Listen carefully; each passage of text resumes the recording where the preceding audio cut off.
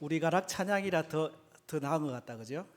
에헤이야 이러면서 찬양하세요 하니까, 그죠?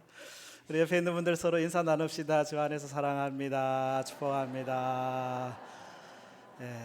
한 주간 잘 지나셨죠?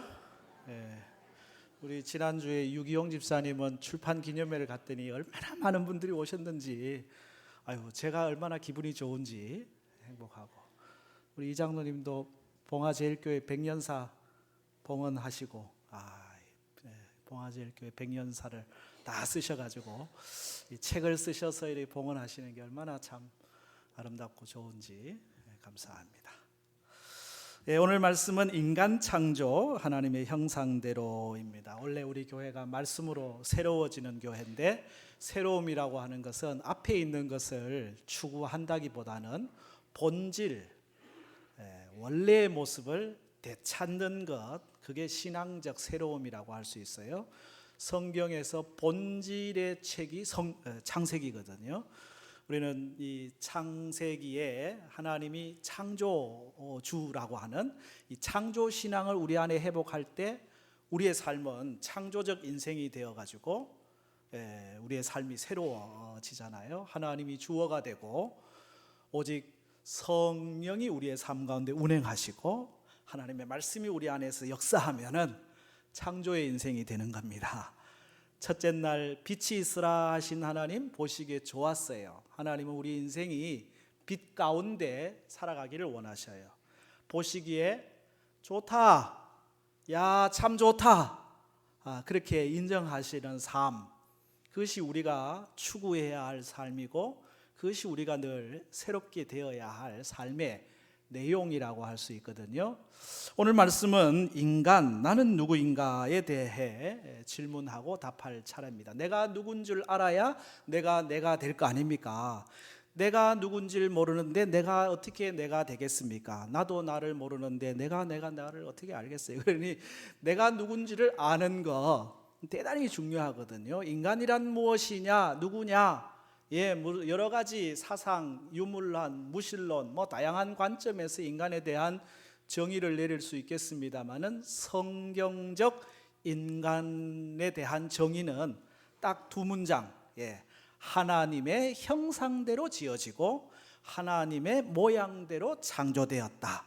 이것이 인간에 대한 이해입니다. 하나님이 모든 창조의 마지막에 인간을 창조하셨거든요. 인간은 창조의 클라이막스, 절정이라고 할 수 있어요. 하나님의 걸작입니다. 하나님이 천지를 창조하실 때마다 보기에 좋다 하시고, 마지막 인간을 창조하시고는 한마디 더 붙입니다. 뭐라고? 심히 보시기에 좋았다. 왜요? 하나님이 만드시려고 했던 가장 중요한 인간을 창조하시고는 바로 인간이 창조의 핵심이었다는 거예요. 하나님이 모든 만물을 창조하시고 맨 나중에 인간을 창조하셨어요. 하나님이 덜 사랑해서 그런가요? 아니요, 더 사랑하니까 모든 것을 예비해 놓고 준비해 놓고, 땅도 준비하고 물도 준비하고 먹을거리 다 준비하고 환경, 삶의 모든 필요를 다 준비해 놓고 마지막에 인간을 창조하시고 그 안에서 누리도록 하신 거죠. 교제하도록 하신 것이죠. 마치 모든 준비를 다 맞춰놓고 예식장에, 그죠? 다 맞춰놓고 신부가 드레스를 입고 입장하는 것 같이 하나님이 천지 만물을 다 만드시고 주인공, 하나님의 사람 인간을 입장시키고 있는 장면입니다. 창조의 꽃이 인간이고 창조의 완성이 인간이고 창조의 영광이 인간입니다. 하나님의 완벽한 창조 드라마거든요. 여러분, 백악관 좋습니다. 청와대 멋있습니다. 그런데 거기에 멋있는 이유는 거기에 대통령이 계시기 때문에 그렇거든요. 여러분, 대통령이 없으면 그 집은 그냥 보통 집이에요. 이 인류가 아름다운 이유는 여기에 인간이, 하나님이 만드신 이 건물의 주인이, 사람이 거하고 있기 때문이라고 할 수가 있습니다. 우리는 얼마나 참 존귀한 존재인지요. 자동차 하나 만드는데 드는 부품이 13,000개라고 그래요. 그런데 인간은 세포로 이루어져 있잖아요. 이 세포가 100조 개가 넘는데요. 별로 놀라지도 않죠 뭐. 이 적혈구가 25조 개고 250억 개의 백혈구가 있고, 이 몸의 신비라고 하는 거는 뭐 정말 상상을 초월하죠. 뭐 컴퓨터가 아무리 참 대단하긴 하지만 그 컴퓨터를 만든 사람이 누굽니까? 인간이잖아요. 그러고 보면은 인간은 얼마나 소중한 존재인지. 그 인간은 하나하나 다 달라요. 지문이 70억 인구 지문이 다 다르다잖아요. 그러고 보면 인간은 상품이 아닙니다. 상품은 막 공장에서 착착착착 똑같이 찍어내지만은 사람은 찍어낸 게 아니에요. 다 각기 하나하나 다른 작품입니다. 옆에 있는 분들한테 일러주세요. 당신은 작품입니다. 상품이 아니에요. 그냥 막 찍어낸 게 아니라는 거예요. 우리가 새롭게 해야 될 나는 누구인가? 하나님이 창조하신 바로 그 모습인데, 어떤 존재인가를 아는 것이 우리가 돌아가야 할 새로움의 내용이 되거든요. 오늘 성경은 인간을 사람을 창조하시고 라고 하는 창조적 존재라고 성경은 말씀하고 있어요. 27절 말씀에 하나님이 자기 형상 곧 하나님의 형상대로 뭐 했어요? 사람을 창조하시되 남자와 여자를 창조하셨다. 이 말은 인간은 우연히 만들어진 존재가 결코 아니다라고 하는 사실입니다. 아주 치밀한 계획을 가지고 아주 섬세한 솜씨를 가지고 만들어진 존재가 인간이라고 하는 겁니다. 미국에 가면 사우스 다코타주의 러시모라고 하는 산에 큰 바위 얼굴이라고 하는 작품이 있어요. 이게 진짜 큰 바위입니다. 저도 안 가봤습니다. 그림으로만 봤습니다. 여기에 이제 조지 워싱턴, 그리고 토마스 제퍼슨, 프랭클린 루즈벨트, 그리고 에이브라함 링컨, 네 분의 이 그 위대한 인물들의 그 상이거든요. 저걸 보면서 지나가는 사람이 참 비와 바람으로 풍화작용으로 멋진 작품이 나왔네 라고 말할 사람이 있을까요? 풍화작용으로 자연이 우연히 저게 저렇게 만들어졌다 라고 말하면은 그건 별로 합리적인 추론이 아닙니다.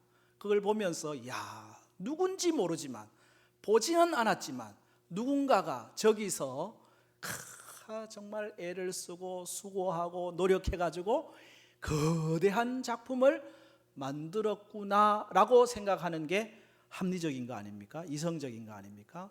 사실 그래요. 조각가 보글럼이라는 사람이 14년 동안 저 작품을 정을 가지고 두들겨 가지고 돌을 깨 가지고 만들어낸 거거든요. 하물며 인간이 우연히 어쩌다가 엄마 아빠 실수로 태어났냐? 그게 아니라니까요.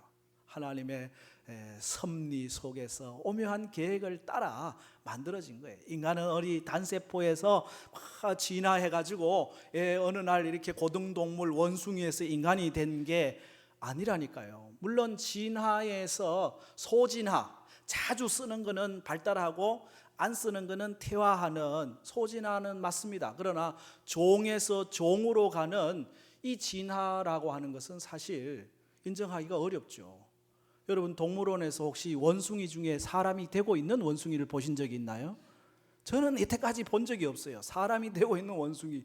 그 많은 원숭이가 사람이 됐다는데 왜 어떤 원숭이는 되고 어떤 원숭이는 또 안 되는 건가요? 어쨌든 원숭이는 원숭이고 성경은 종류대로 사람은 사람으로 창조된 것입니다. 하나님이 사람을 창조하셨다. 창조된 존재라고 하는 사실. 그 사람을 창조하시되 남자와 여자로 창조하시고 그렇게 설명을 하고 있죠. 하나님이 남자와 여자로 창조하셨어요. 창세기 2장에서는 이것을 조금 더 상세하게 설명을 하는데, 남자 아담이 있는 것, 혼자 있는 모습이 보시기 좋지 않아 하나님이 아담에게서 갈빗배를 취하여서 하와 아담아 여자를 만드셨고 보시기 좋았다라고 말씀하시거든요. 하나님은 남자와 여자를 동일하게 만드셨다는 겁니다. 남자 없이 여자 없고 여자 없이 남자 없고, 남자는 남자의 역할이 있고 여자는 여자의 역할이 있고, 남자와 여자가 함께 더불어 있을 때 그게 아름다움이고 그게 축복이라는 거예요. 근데 이게 혼돈이 돼가지고 막 뒤집어지는, 이것은 본질의 상실이라고 할 수 있죠. 남자와 여자의 역할이 바뀌고 이 남자와 여자가 하나 되어 조화를 이루어야 되는데, 남자가 남자를, 여자가 여자를 호모, 게이, 레즈비언, 동성애, 성경은 이걸 옳다라고 말하지 않습니다. 이건 분명한 사실이에요. 그러나 또 하나 분명한 거 있습니다. 동성애를 하는 사람이 저주의 대상이 아니고 여전히 하나님의 사랑의 대상이고 함께 해야 할 대상이라고 하는 사실도 분명한 것이거든요. 하나님이 남자와 여자로 창조했다고 하는 이 사실, 이것을 우리가 알 필요가 있습니다. 인간이 인간됨을 위해서는 하나님의 창조적 존재라고 하는 사실, 특별한 목적을 가지고 세워졌다는 사실, 그걸 깨달아야 돼요. 하나님의 깊고 오묘한 섭리가 있는 거지 어쩌다가 인간이 된 게 아니라는 거예요. 여러분이 어쩌다가 이 모습으로 오늘 온 게 아니고 하나님의 계획과 섭리 가운데서 우리가 오늘 여기에 있다. 그래서 여러분 자신을 소중하게 생각하시기 바랍니다. 그걸 깨달아야 돼. 그렇지 않으면 나는 정말 쓸모없이 어쩌다가 잘못돼 가지고 태어난 존재라고 생각하면요, 자존감이 사라지는 거예요. 우리는 어깨를 펴야 됩니다. 당당하게 나는 하나님의 작품이라고 하는 창조적 존재라고 하는 사실을 선포하고 나아가야 인간됨이 있는 것입니다. 이게 본질이에요. 성경이 말하는 인간됨의 또 하나는 하나님의 형상대로라고 하는 표현이거든요. 영적 존재라는 거예요. 2절 26절에 하나님이 이르시되 우리의 형상을 따라 우리의 모양대로 우리가 사람을 만들고, 여기 이제 우리라는 말이 3번 나오죠. 우리의 형상, 우리의 모양, 우리가 사람을 만들고. 왜 여기 하나님이 우리라는 표현을 쓰고 있을까? 이걸 이제 성서학자들은 여러 가지로 해석을 하는데요. 그 중에 하나가 히브리적 용법 중에 장엄한 복수라는 용법이 있어요. 나는 단수인데 이 일이 엄청나게 대단하고 큰 일일 때는 우리가 이렇게 가지고 장엄한 복수를 쓴다는 거예요. 그런 용법들이 히브리적 용법에 있습니다. 그런데 또 하나 해석은 바로 여기 우리는 삼위일체 하나님, 성부, 성자, 성령 하나님. 우리가 창세기 1장에서 하나님이 천지를 창조하실 때 하나님의 영은 수면에 운행하시고 말씀이 선포될 때 창조가 이루어지는 이 삼위일체 하나님이 창조하셨다라고 하는 의미에서의 우리이거든요. 첫째 날부터 하나님이 창조하실 때는 하나님이 단독으로 선포로 창조해요. 그런데 인간 창조는 좀 달라요. 하나님이 직접 빚으시기도 하지만은 서로 의논하셔가지고 하나님이 우리가 우리 형상대로 만들자, 의논해서 만들어진 존재가 인간입니다. 인간은 의논해야 돼요. 부부가, 남편과 아내가, 그죠? 남편이 의논하고 해야지, 의논 안 하면은 기분이 나쁘잖아요. 아내가 의논하고 해야지, 의논 안 하면은 안 되잖아요. 의논하고 만들어진 여러분이기 때문에 의논을 잘 하시기 바랍니다.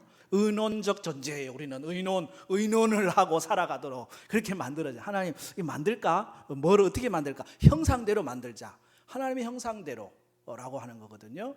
하나님의 형상이라고 하는 이 이미지, 이마고 데이, 하나님의 형상이라고 하는 것은 우리 외적인 눈, 코, 입, 귀 이런 모양을 가진 형상이라기보다는 하나님의 속성, 하나님의 품성이라고 말할 수가 있고요. 저는 이걸 하나님의 코드, 그렇게 표현하고 싶어요. 다시 말하면 하나님하고 우리가 통할 수 있는 뭐 하나 코드가 있어야 될 거 아닙니까?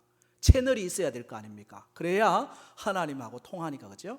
하나님이 인간을 그냥 이 자연 세계 속에 하나의 구경꾼, 야, 너 인간이 어떻게 살아가나 보자 하고 그냥 존재로 만드신 게 아니라 하나님이 우리 인간과 더불어 사귀기 위하여, 교제하기 위하여 그래서 인간을 창조하셨고, 그 사귈 수 있는 하나의 뭔가 연결고리가 있어야 될 거 아닙니까? 그게 바로 하나님의 형상이라고 하는 거죠. 창세기 2장 7절에서는 이걸 이렇게 설명합니다. 여호와 하나님이 땅에 흙으로 사람을 지으시고 어떻게 하셨어요?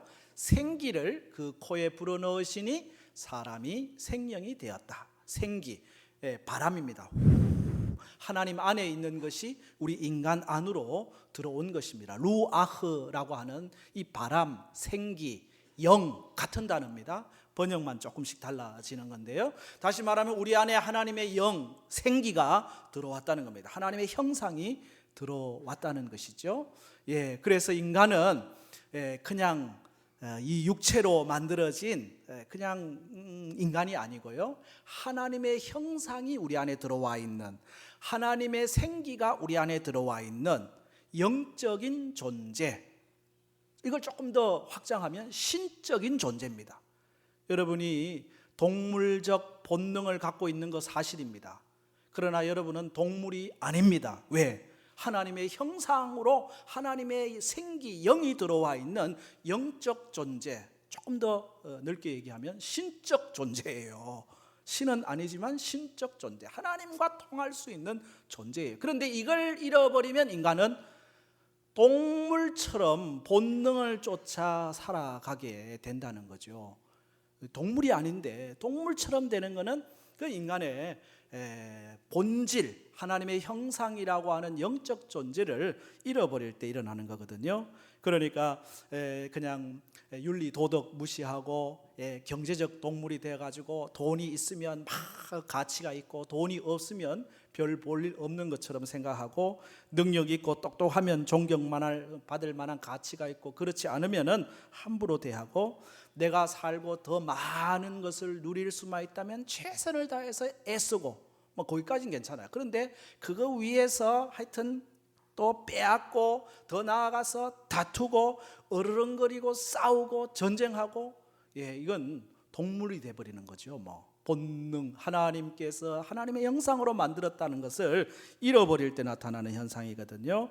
우리는 하나님의 형상이기 때문에 동물이 아닙니다. 우리 안에는 도덕적 성품이 있습니다. 동물은 상상력이 없지만 인간에게는 무한한 상상력이 있습니다. 인간은 미와 예술을 추구해요. 동물은 미와 예술을 추구하나요? 동물이 화장한다 소리 들어봤습니까? 동물은 화장할 줄 몰라요. 미를 몰라요. 화장도 하고 꾸미고 옷도 만들고 예술. 왜 그렇습니까? 하나님이 예술적이신 분이시거든요. 창조한 세계를 보세요. 얼마나 예술적인지. 물고기가 다 똑같은 물고기가 아니에요. 생긴 게 다 제각각 멋있고, 때로는 생긴 게 아주 유머스럽잖아요. 보면 막 웃음이 나오는, 하나님 대단히 유머스러우신 분이에요. 그죠? 색깔을 보세요. 열대어들 막 알록달록한 색깔을 보면 감탄이 저절로 나오는, 하나님은 대단히 예술적입니다.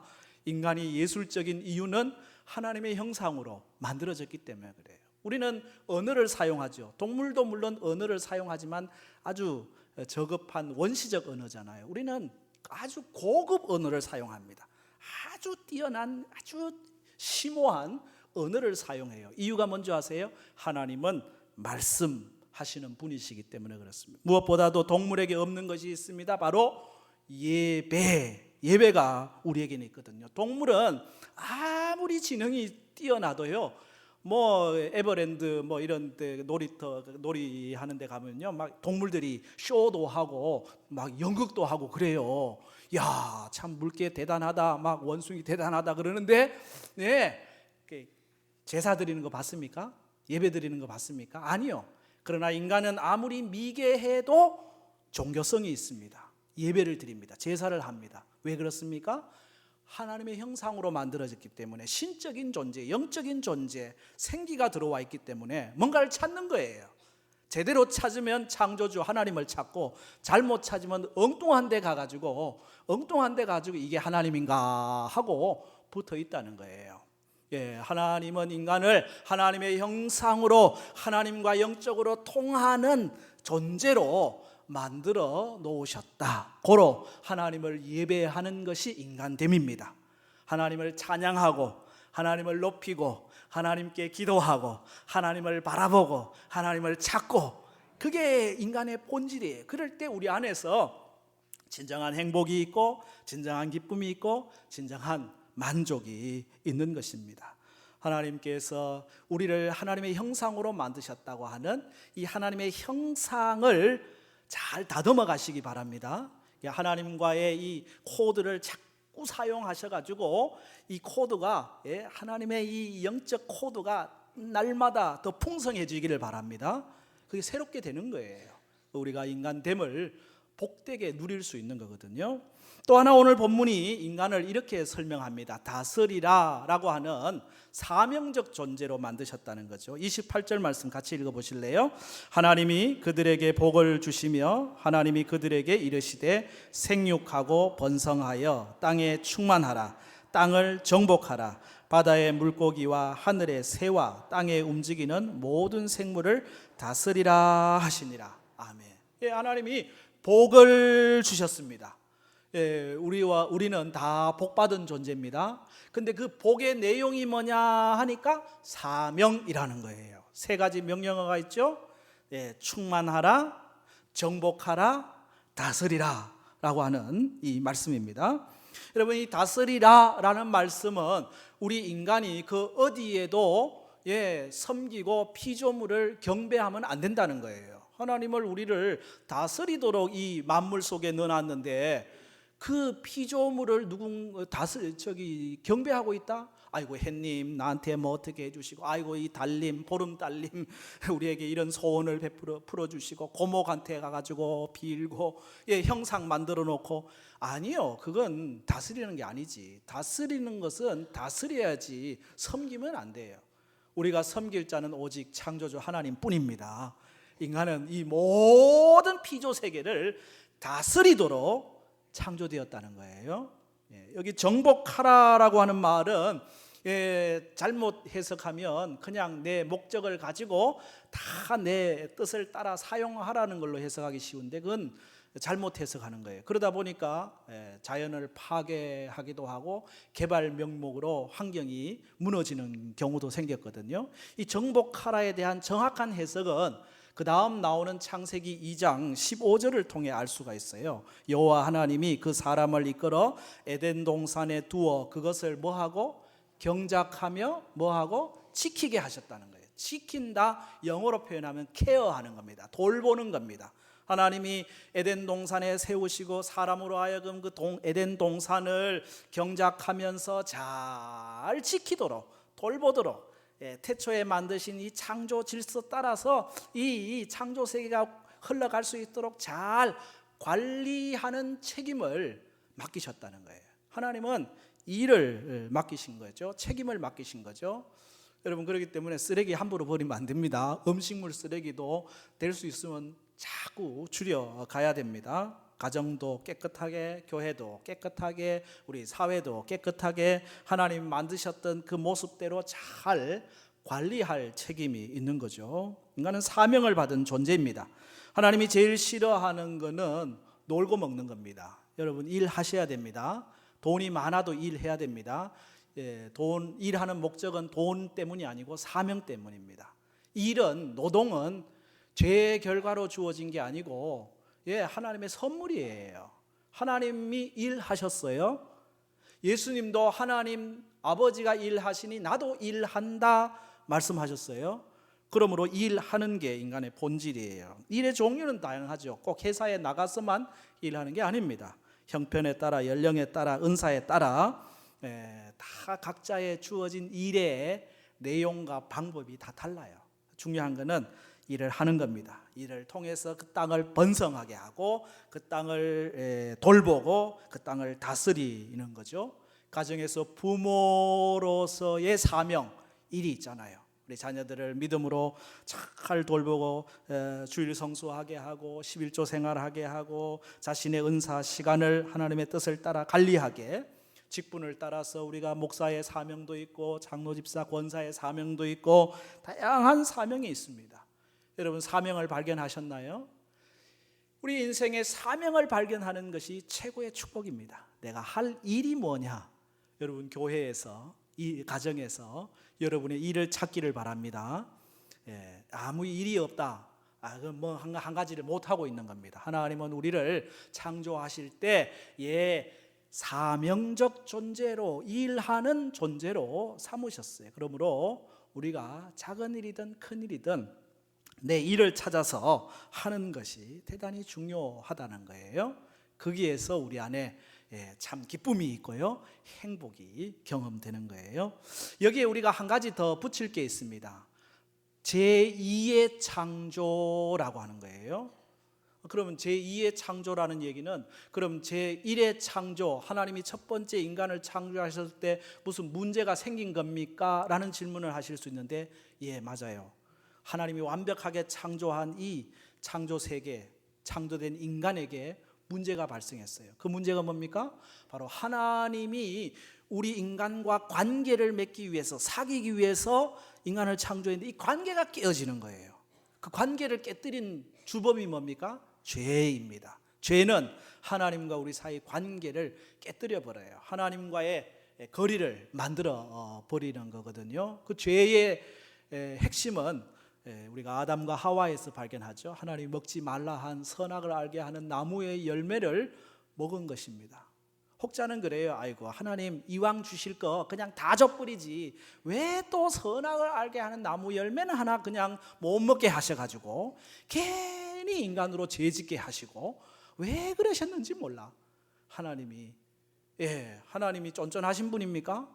수억 수만 가지 다 허락하셨어요. 다 허락하시고 딱 하나, 선악을 알게 하는 나무 열매. 왜 그건 허락하지 않으셨을까요? 그것은 하나님의 창조주 되심을 확인하는 유일한 하나입니다. 사람에게 모든 게 다 허용이 되면요, 자기가 주인인 줄로 착각한다니까요. 모든 걸 할 수 있으니까 자기가 창조주인 줄 알아요.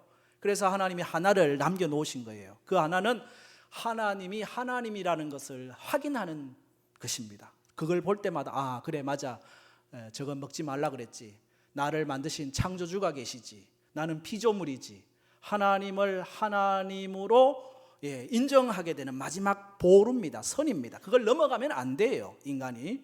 근데 그걸 넘은 거예요. 하나님 되려고 한 거예요. 그게 죄가 들어오니까 하나님과의 관계가 틀어지기 시작하는 거죠.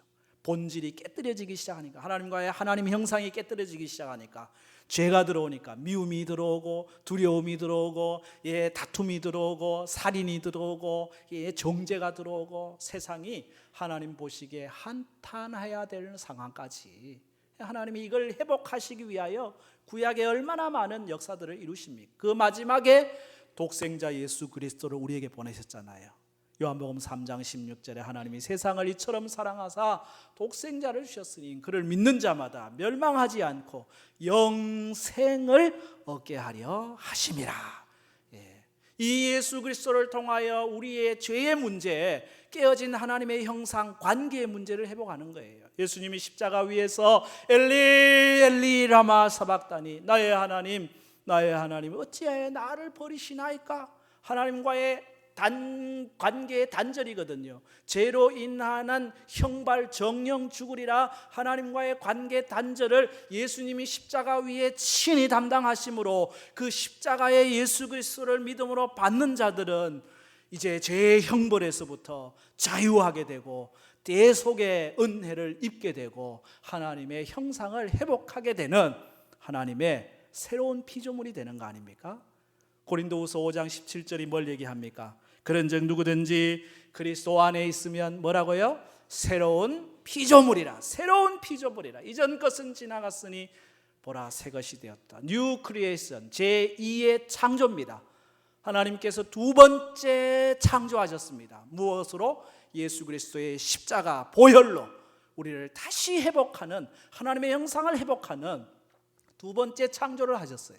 그리고는 보다 더 하나님과 더 깊은 관계 속에 더 이상 그냥 창조주요 피조물이 아니라 하나님의 자녀로 요한복음 1장 12절에 있는 것처럼 영접하는 자, 그 이름을 믿는 자에게는 하나님의 자녀가 되는 권세를 주셨다. 아빠, 아버지, 하나님을 아빠, 아버지로 부르면서 살아갈 수 있는 그런 존재로 우리 인간들을 하나님이 또 한 번 창조하셨다는 거예요. 저와 여러분은 그런 존재입니다. 하나님을 아빠, 아버지라고 부르는 하나님의 아들, 딸 된 존재입니다. 예. 저는 요즘 이제 최근에 이 어깨 충돌 증후군이 와가지고 손이 이렇게 안 올라가가지고 이제 치료를 받는데 이제 좀 많이 좋아졌어요 이제. 근데 그 운동법 중에 하나가 뭐냐면 손에 머리를 얹고 머리에다 손을 얹고 내리 누르는 겁니다. 내리 누르는데 팔이 안 아프신 분들은 감사 헌금 2만 원 해야 돼요. 내리 누르면 팔이 얼마나 아픈지 이게 운동이에요. 근데 이게 이제 운동을 했더니 이제 좀 덜 아파졌어요. 자꾸 이렇게 좋아져요. 내리 누르면서 그런 게 너는 하나님의 아들이다. 너는 하나님의 기뻐하는 자다. 이러면서 다 이제 운동을 하는 거예요. 예, 우리는 하나님의 기뻐하는 자, 하나님의 아들, 하나님의 딸입니다. 그러니 우리는 자존감을 가져야 돼요. 그런 그 놀라운 은혜를 생각해야 돼요. 에베소서 2장 10절에 우리는 그가 만드신 바라 그리스도 예수 안에서 선한 일을 위하여 지으심을 받은 자니, 예수 안에서 우리가 만드신 바, 지으신 바, 두 번째 창조된 하나님의 작품이라고 하는 것입니다. 작품 중에서도 진품, 진품 중에서도 명품, 명품 중에서도 걸작품. 할렐루야. 이게 우리가 새롭게 해야 될 우리 자신의 모습이 이겁니다. 하나님 앞에서 늘 새롭게 해야 될 하나님의 자녀로서 우리가 늘 새롭게 나아가고, 하나님 앞에서 영적 존재로서 늘 하나님의 형상으로 새롭게 되어가고, 하나님이 우리에게 사명을 주시 사명적 존재로서 우리를 새롭게 하고, 하나님이 나를 창조하셨다고 하는 그 창조적 존재로서 나를 새롭게 해갈 때 나는 내가 되는 것입니다.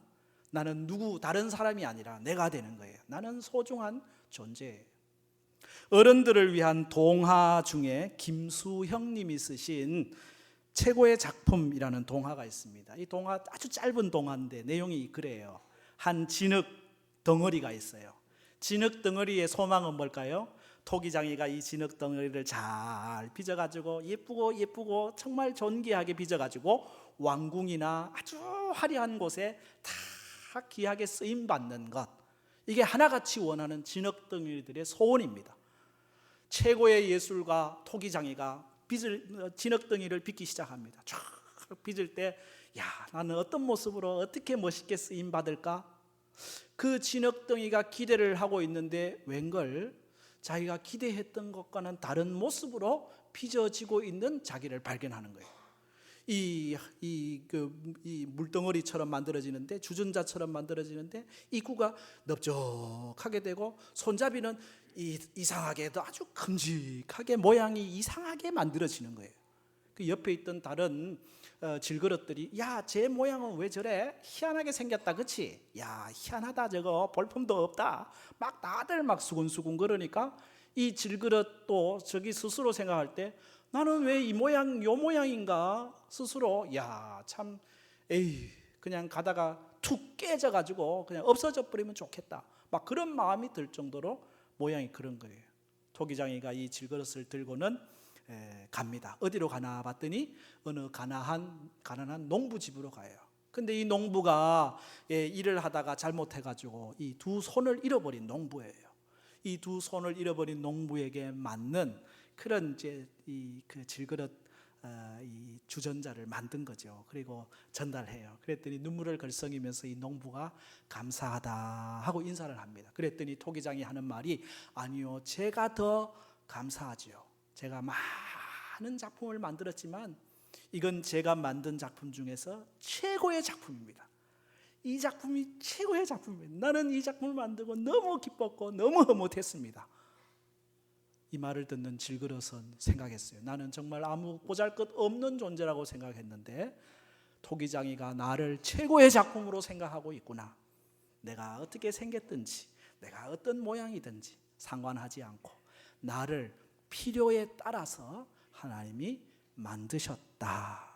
저와 여러분은 하나님이 필요에 따라서 가장 소중하게 만든 작품입니다. 하나님께서 만드신 그 만드신 대로, 하나님의 형상대로 늘 살아가는 은혜가 있기를 축복합니다.